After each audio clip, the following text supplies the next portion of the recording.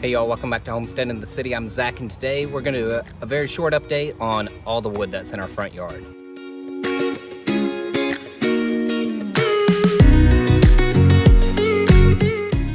Alright, so I don't remember exactly what all I've actually put in videos yet. I have filmed a lot of stuff, but we've been doing a ton of work, so I haven't necessarily put all that on the vlog. But a couple weeks ago, I'd gotten in touch with a local arborist. And he called me up one day. He said, "We've got 2 trees that we're cutting down tomorrow in your neighborhood. Do you want them?" I said, "Yeah, give me everything you got." He's like, "Are you sure? They're kind of big." I was like, "Yeah, I can handle it." Well, as you saw, we got some pretty big trees. So it has been a slow and steady process, but we're working on it. That has kind of forced us to, obviously, in slowing down, kind of really decide how we're going to do things. And so today I'm just gonna kind of share, I guess, about 3 things that we've already done and a little bit of the vision for going forward. All right, the first thing I've been doing is making pavers.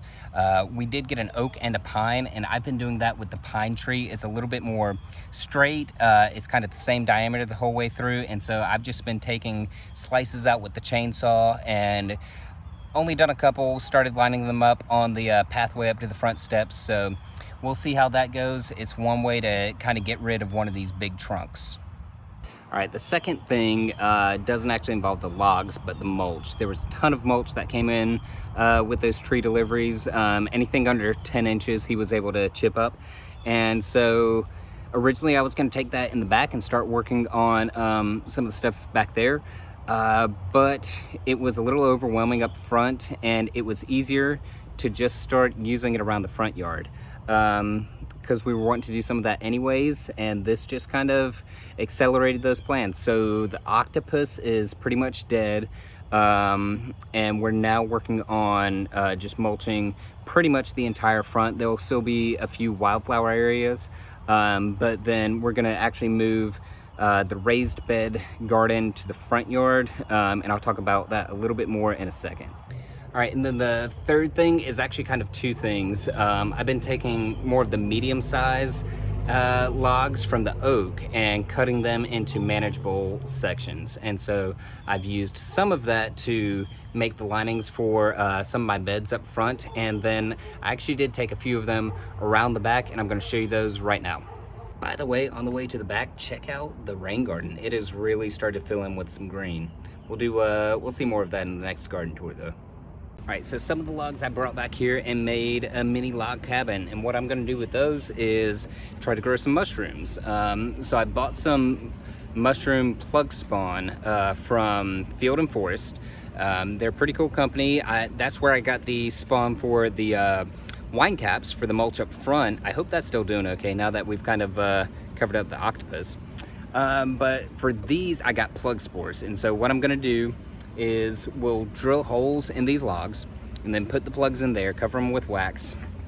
And then after a couple months, these should start fruiting, and they should fruit for several years. If you've ever gotten one of those grow mushrooms at home kit, they're pretty cool, but you know, they give you 1 flush of mushrooms and then they're done because they've only got, you know, that little bit of food to eat before they fruit.